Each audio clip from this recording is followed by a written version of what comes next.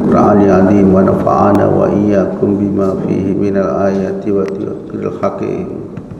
اللهم ذكرنا منه ما نسينا وعلمنا منه ما جهلنا وارزقنا تلاوته آناء الليل والنهار حجة لنا يا رب العالمين. اللهم فقهنا في الدين Allahumma faqihna fid din, Allahumma alimna min ta'wil hadzal Qur'an ya Allah. Rabbana atina fid dunya hasanah wa fil akhirati hasanah wa qina adzabannar walhamdulillahi rabbil alamin. A'udzu billahi minasy syaithanir rajim. Bismillahirrahmanirrahim. Alhamdulillahilladzi anzala as-sakinata fi qulubil mu'minin liyazdadu imanan ma'a imanihim. Asyhadu an la ilaha illallah wahdahu la syarika lah tafarrada bi uluhiyyati wa rububiyyah wa sifatul ulya. Asyhadu an la ilaha illallah wahdahu la syarika lah wa asyhadu anna Muhammadan abduhu wa rasuluhu sallallahu alaihi wa ala alihi wa ashabihi wa man tabi'ahum bi ihsani ila yaumiddin, amma ba'd.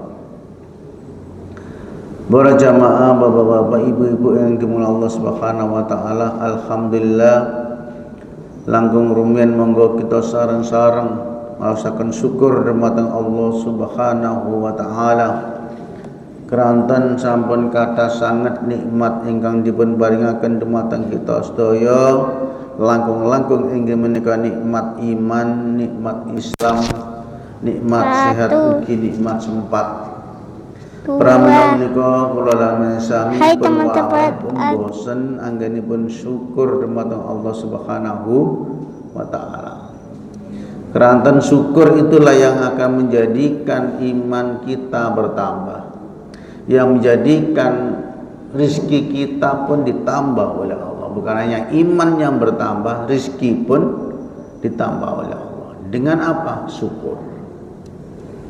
Karena syukur itu jangan dilihat dari bendanya. Imam Ghazali pernah mengatakan, asyukru la ru'yatul ni'mah bal ru'yatul mun'im. Syukur itu jangan dilihat berapa banyaknya nikmat yang kita terima, tapi lihatlah siapa yang memberi nikmat. Sebab nak ningali nikmate tiang niku ora ana syukure, mbok dikei mobil mbok sak pirang-pirang, omah yo sak pirang-pirang, sik kurang mau.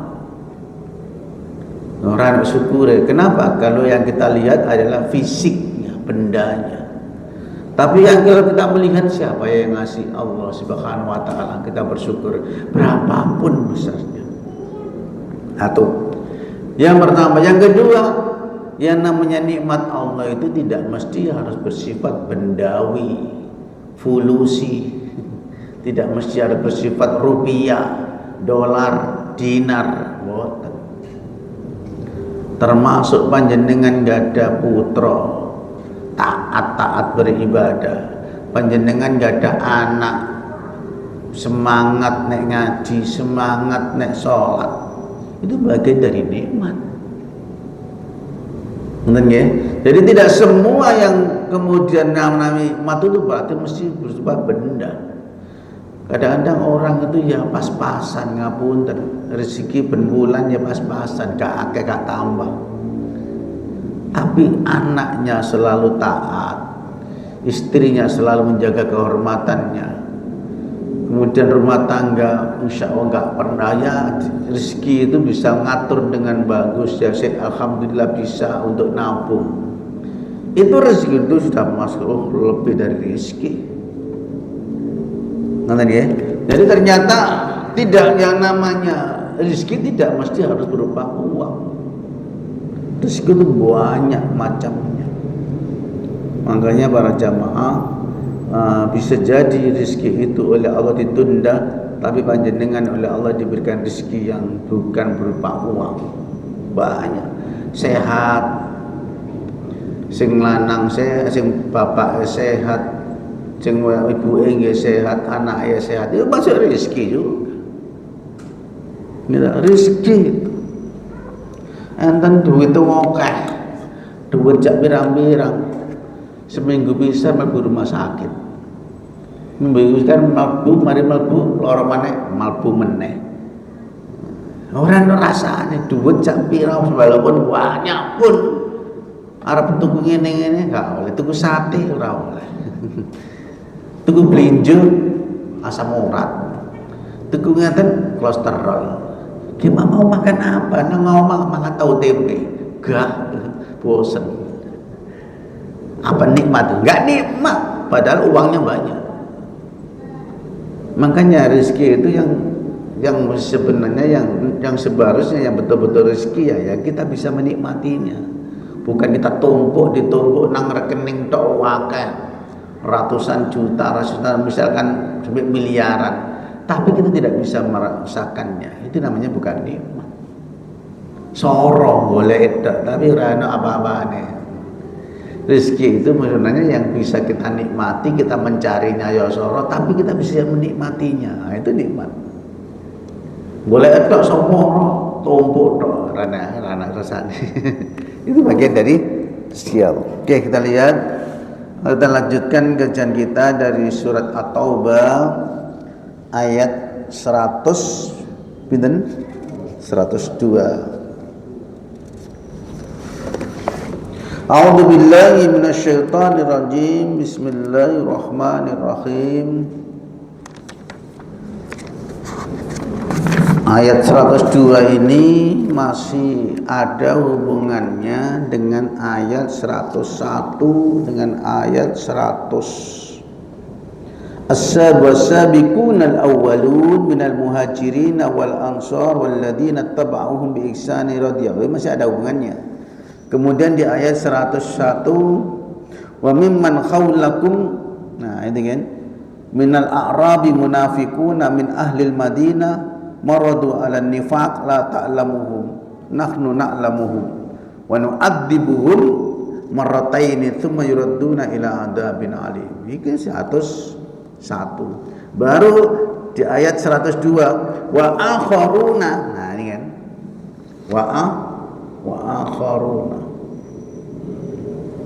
Wa akharuna lan utawi kang liya. Iktarafu padha kenal sapa wong akeh, mengakui padha ngakoni sapa wong akeh. Iktaraf.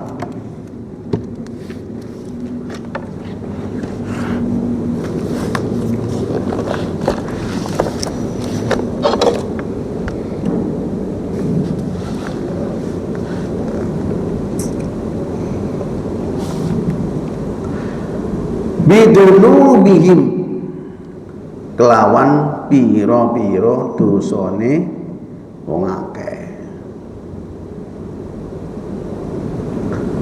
Jadi adapun orang-orang lain yang mengakui dosa-dosanya, ngakoni nek dosa-dosane, khalatu padha nyampur sapa wong akeh amalan ing amal sholih, amalan sholihan ing amal saleh, wa akhara lan liyane sayan ing elek. Jadi mereka niku khalatu mencampur adukkan pekerjaan yang baik, amal soleh dengan amal yang buruk.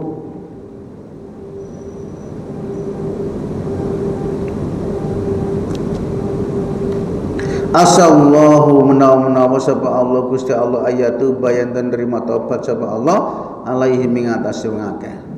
Innallaha satamana utawi Gusti Allah iku ghafurun, zat kang maha ngapura, rahimun tur maha penyayang. Masyaallah. Para jamaah yang dirahmati Allah Subhanahu wa taala, ayat ini menjelaskan kepada kita orang lain yang mengakui dosa-dosa mereka mencampur adukkan pekerjaan yang baik dengan pekerjaan yang lain yang buruk. Mudah-mudahan Allah tetap menerima taubatnya. Sebab terima taubat itu sampai kapanpun Allah akan buka taubat itu. Selama manusia itu belum sampai nyawanya ditenggorokan. Nek sik urip ngateni nduk dosane sak pira di sepuro pun kuatos. Biasanya wong kaupat niku atau abot. Kenapa? Setane sing gandoli. Gitu, setane gandoli. Haulai unasun akharuna tukhlifu anil jihad bi ghairi udrin wa hum Abu Lubaba wa nafarun ma'ahu sittatun aw sab'atun anfar rabatu anfusahum fi sawari masjid lima sami'u ma nazila fi mukhtalifin wa qalu lan nukhilla anfusana hatta yukhillina Rasulullah sallallahu alaihi wasallam khallatu amalan sholihan wa huwa imanuhum wa jihaduhum wa islamuhum wa amalan sayyi'an wa huwa tukhlifuhum anil ghazwati tabu bi ghairi udrin. Niki nek maca tafsir ya pasti paham langsung. Apa maknanya? Ternyata peristiwa ayat ini adalah peristiwa kisah tentang perang Tabuk. Lah niki pripun tiyang niki? Lah modelnya orang yang lain yang di ayat sebelumnya itu kan dibahas benar di ayat yang 101 pun. Cuma di ayat yang ke-102 ini khusus ada orang yang beda. Siapa mereka namanya? Ini ada sebabul wurud, sababun nuzulnya.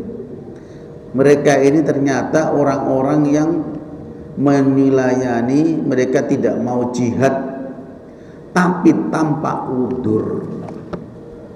Berarti mboten purun jihad, mboten purun perang, tapi gak duwe alasan. Aku arep jihad, aku gak jihad tak bos. Lu alasan apa? Loro, mboten. Nah terus apa lagi? Duit enek. Berangkat ora gelem. Wis semuanya tipe-tipe orang malas lah bos. Ini harus hati-hati ini dan sepertinya model tipologi orang-orang model begini ini banyak model sekarang.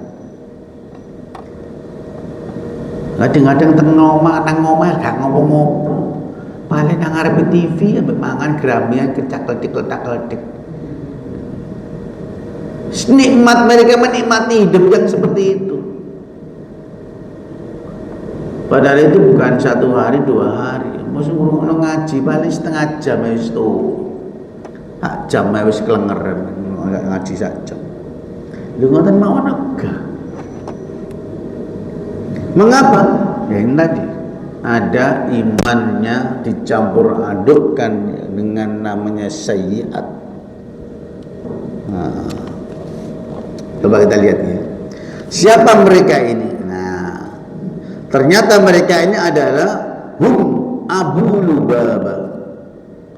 Jadi yang mereka ini gak melok perang tapi gak duwe alasan, ternyata namanya Abu Lubaba. Wa nafaran ma'ahu sittatun aw sab'atu anfar. Kemudian Abu Lubaba ini juga ada diikuti beberapa orang, sampai ada yang mengatakan 6 orang atau 7 orang yang sama-sama mereka tidak mau jihad. Yo gak duwe alasan kenapa mereka gak jihad. Sing alasannya kadang sik salah kok pemane gak di alasan. Jangan pernah tahu kisahnya 3 orang yang disatru, tahu disatru ya? Mboten diwawu selama 40 hari. Masya Allah. Siapa namanya? Murarah bin Rubayyi, Ubadah bin Umar bin Khalaf, terus siapa? Ada 3 orang. Jangan lupa itu hadis Bukhari, panjang kisahnya. Jadi 3 orang inilah mereka ini alasan, padahal memang betul alasannya, tapi digawe-gawe. Si mending ini karena alasan. Ini enak alasan tapi digawe-gawe. Akhirnya mereka tertinggal tidak ikut perang. Murarah bin Rubayyi, Umar bin Khalaf, terus siapa namanya satunya? Ya saya lupa. 3 orang. Akhirnya ketika Nabi pulang, tahu Nabi itu paling tahu.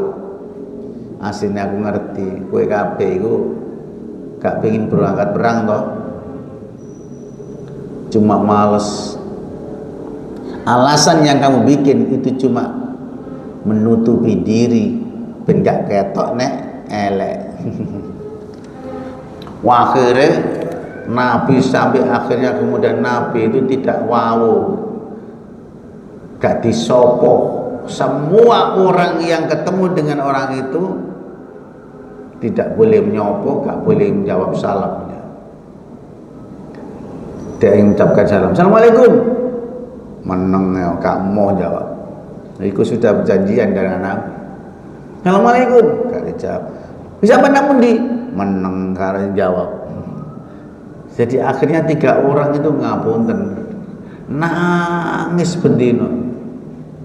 Rumangsa nyesel dengan apa yang dia lakukan. Ya Allah, aku nyesel, aku pengen lapo gak malah perang. Sampai kemudian 40 hari loh Pak, bayangkan.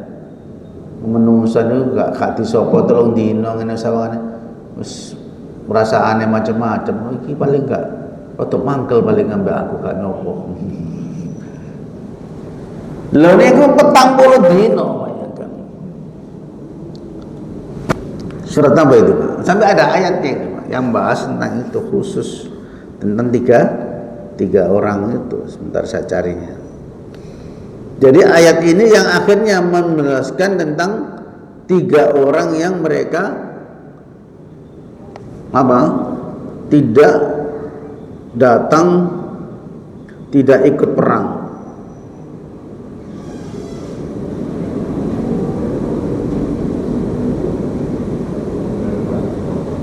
Surat apa? Ini Semarang.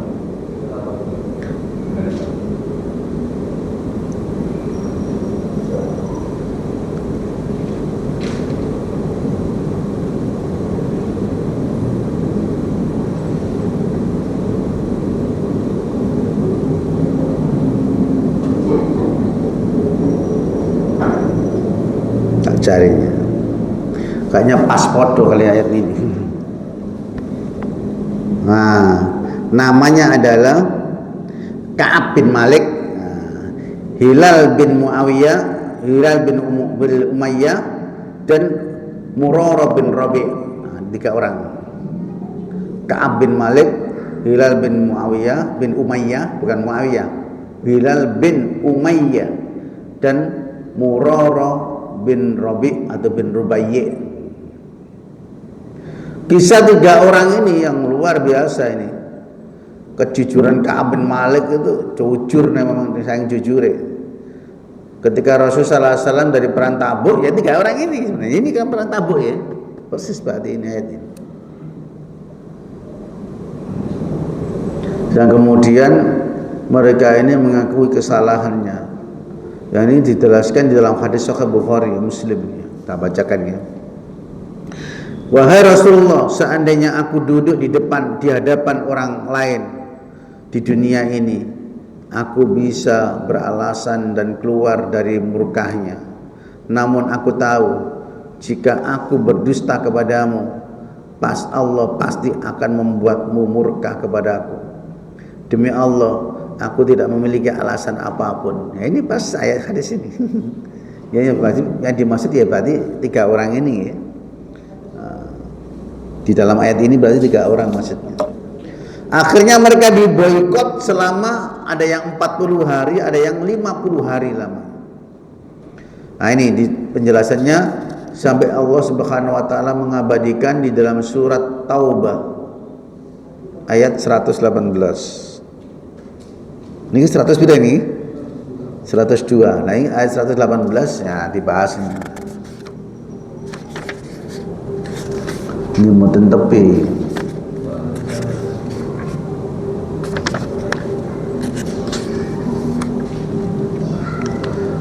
Wa ala thalathatil ladina khulifu ala idza dhaqat alaihimul ardu bima rahubat wa dhaqat alaihim anfusuhum wa dhannu alla malja'a minallah. Nah ini kan wa ala thalatha. Nah ini kisah tiga orang diabadikan oleh Allah dalam surat At-Taubah yang sama, cuma ayatnya 118.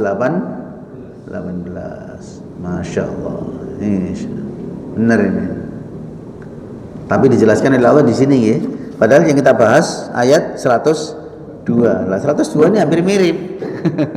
Ada kemiripan dengan 118. Dan dibahas sama. Orangnya yaitu 3 orang itu. Nah, kalau di 118 itu menjelaskan tentang bagaimana kisah 3 orang. Nah, dan terhadap 3 orang yang ditangguhkan perkaranya hingga apabila bumi yang luas merasa sempit bagi mereka dan jiwa mereka pun merasa sesak dan mereka tahu bahwa tidak ada tempat lari baik lagi dari Allah selain kepadanya. Kemudian Allah menerima taubat mereka agar mereka tetap dalam taubatnya. Ayat 118. Di hadis Bukhari, Nabi sallallahu alaihi wasallam menjelaskan, "Abshiru ya Ka'ab bi khairin yaumin mar 'alaika mundu waladatka umuk." Bergembira wahai Ka'ab bin Malik, ini adalah hari terbaik bagimu sejak engkau dilahirkan oleh ibumu. Masya Allah. Ini luar biasa. Hikmah yang bisa kita pelajari dari ayat 118 itu, 1, kejujuran lebih baik dari kebohongan yang menyelamatkan sesaat. Lebih apik jujur. Saat ini jujurnya Masya Allah. Nanti Ka'ab bin Malik ini maunya golek alasan, tapi kan dua alasan. Akhirnya ngomong betul kepada Nabi, kamu kenapa nggak perang? Dia mau tenang pokoknya Nabi, kalau mau tenang nggak ada alasan. Karena daripada golek alasan, kayak nggak ada alasan malah bohong. Daripada nggak ada alasan bohong, ya mending nggak ada alasan, memang nggak punya alasan tanpa udzur. Ka'ab bin Malik selamat karena kejujurannya, bukan karena alasan palsu. Yang kedua, taubat diterima meski terlambat asal disertai penyesalan dan ketulusan. Taubat itu insya Allah panjenengan selama masih hidup masih ada kesempatan. Sikap Nabi yang mendidik dengan tegas namun penuh hikmah. Pemboikotan bukan karena benci, tetapi sebagai pendidikan spiritual agar mereka merasakan pentingnya ketaatan kepada Allah Subhanahu wa taala. Taat pada Allah itu penting. Jangan diremehkan. Panjenengan hadir ke mriki bukan karena saya. Bukan karena Pak Kiai Muhtarom yang menyampaikan. Tapi kenapa? Karena bentuk wujud ketaatan panjenengan kepada Allah Subhanahu wa taala. Bukan karena kiai ini. Nah, karena kiai mergo sing ngaji kiai iki tak teko. Rana apa-apaan ini berarti apa? Ketaatan kan panjenengan karena kiai. Bukan karena Allah Subhanahu wa taala. Makanya ketika memahami begini ini harus hati-hati. Harus hati-hati. Ternyata bentuk ketaatan itu ternyata ketaatan kepada Allah Subhanahu wa taala. Yang keempat, ujian sosial seringkali lebih berat dari ujian fisik. Ujian sosial punya jiwa empati, punya jiwa simpati kepada orang lain itu berat daripada ujian fisik. tidak disapa oleh seluruh masyarakat selama 50 hari, bayangkan. 40 hari sampai 50 hari gak disapa belas. Tambah koyok mati hidup.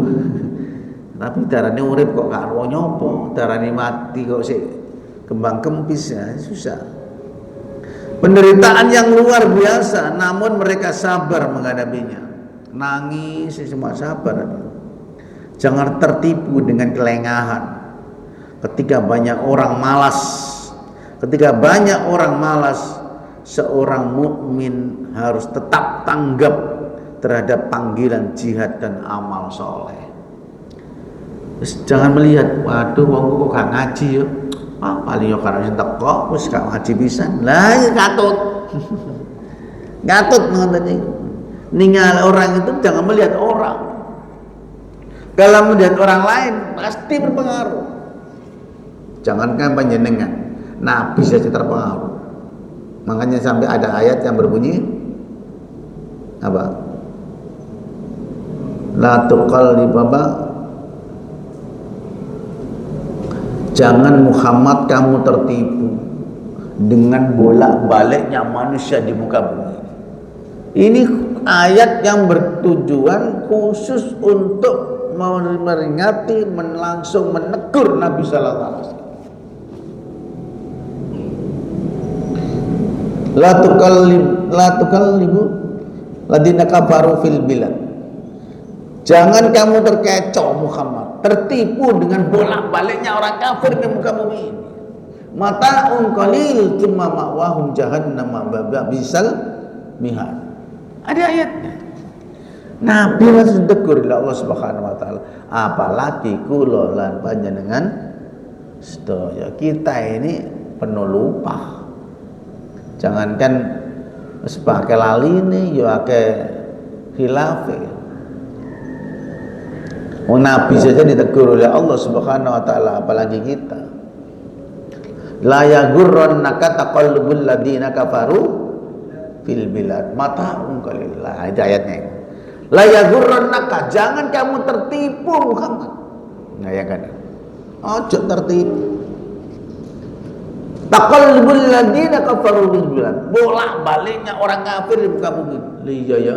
Iku kok wis tuku HP aku durung. Oh iku kok iso ngene aku gak. Iku kok wis duwe ngene aku urung. Jangan tertipu. Nek jenengan nek ningali ini tidak akan pernah tenang hidup. Mata itu menipu.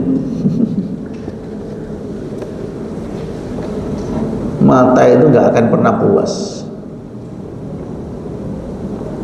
Makanya ada begini, ada sebuah hadis qudsi. Kalau perempuan laki-laki mandeng, foto mandengnya itu bahaya. Kata Nabi, an-nadratu sahmun masmumun min sihamil iblis, katanya.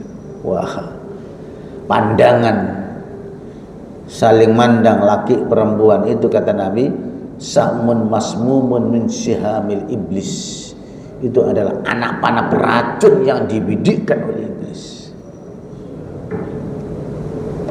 Hati-hati Pak. Makanya paling afdol jaga pandangan. Perkara bisa apapun terjadi, perkara yang besar itu bisa terjadi karena berawal dari pandangan. Orang nggak sadar.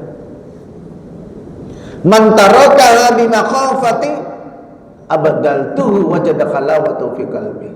Siapa yang meninggalkan itu karena dia takut kepadaku, kata Allah.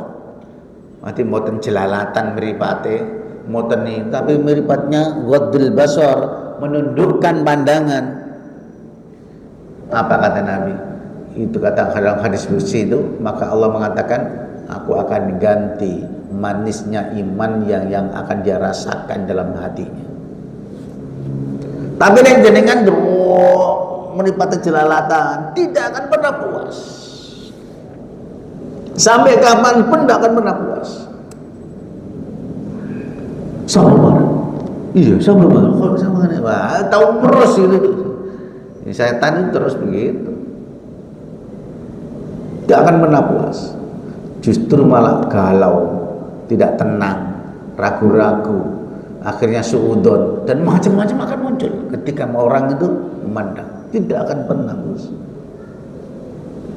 Tapi kalau orang yang ghaddul basar, menundukkan pandangannya, justru dia akan merasakan manisnya iman yang dalam hatinya. Hadis rawahu Tabrani, hadis sahih. Cuman kita kan kadang-kadang meripat ini ya fitnahnya ya dahsyat. Ada zinanya meripat itu. Jangan dikira enggak ada zinanya. Meripat ini ada ainun zani. Meripat ini juga zani. Telinga juga ada zinanya. Mata ada jelinanya. Semua ada zinanya.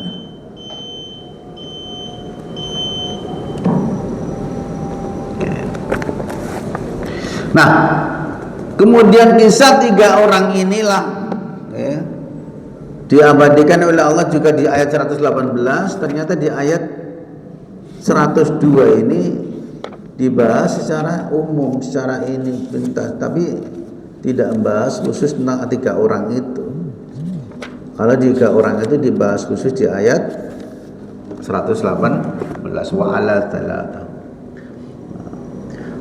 Adapun mereka yang mengakui dosa-dosanya, bahwasanya mereka telah mencampur adukkan antara iman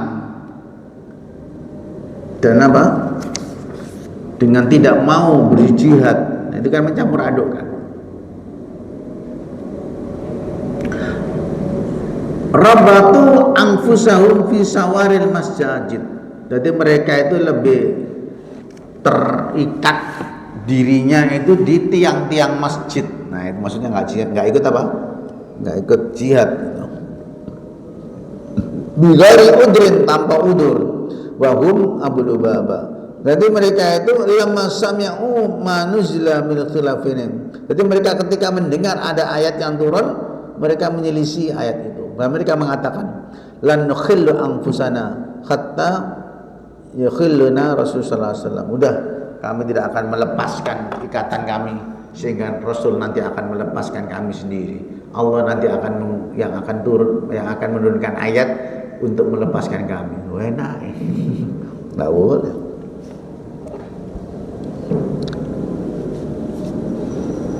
Mereka itu kholatu amalan sholihan. Mereka mencampur adukkan amal soleh, wa huwa iman wa jihad wa Islam. Iman, jihad, Islam dicampur amalan sayyi'ah, amalan yang jelek. Apa? Takhtalifuhum an ghazwati Tabuk. Dan mereka tidak ikut di dalam perang Tabuk, padahal wangku iman tapi mboten ikut perang ya tanpa udur. Nah, ya kan luar biasa. Itu namanya mencampur adukkan antara amal jelek dengan amal baik. Wa qaulu ta'ala asallahu ayatuba alaihim. Ya, mudah-mudahan Allah masih tetap menerima taubat mereka. I'lamuhum bitaubatillahi ta'ala. Ya, mereka pengetahuan mereka tentang taubat Allah Subhanahu wa taala. Baja'a Rasul sallallahu alaihi wasallam khalla rabatahum. Kemudian mereka datangnya Nabi sallallahu alaihi wasallam dan akhirnya mereka itu dilepaskanlah oleh Nabi sallallahu alaihi wasallam ikatan mereka.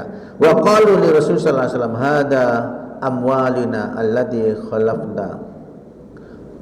khalaftana anta khudha fatasaddaq biha wastaghfir lana faqala ma umirtu an akhudha min amwalikum syai'a. Tadi hanya Nabi, saya ini punya harta banyak ya Rasul, ambillah hartanya. Enggak, aku tidak diperintahkan untuk mengambil harta dari kalian sedikit pun. Silakan nikmati hartamu, tapi nih waktu jihad berangkat, jangan tidak mau untuk berangkat. Mungkin itu yang pelajaran yang bisa kita ambil dari kajian pada malam ini. Mudah-mudahan kita termasuk orang-orang yang selalu gemar untuk selalu berjihad fisabilillah, dengan artian tidak harus perang. Jihad itu Pak, jihad itu bisa jihad anfus, jihad amwal, jihad apa? Jihad dengan hartanya, jihad dengan dengan tenaganya, jihad dengan politiknya, jihad dengan dakwanya dan macam-macam. Tidak mesti harus berupa fisik perang. Perang itu kan jihad yang paling utama, kan jihad-jihad yang lain masih banyak. Mungkin itu yang saya sampaikan. Intinas siratal mustaqim. Assalamualaikum warahmatullahi wabarakatuh.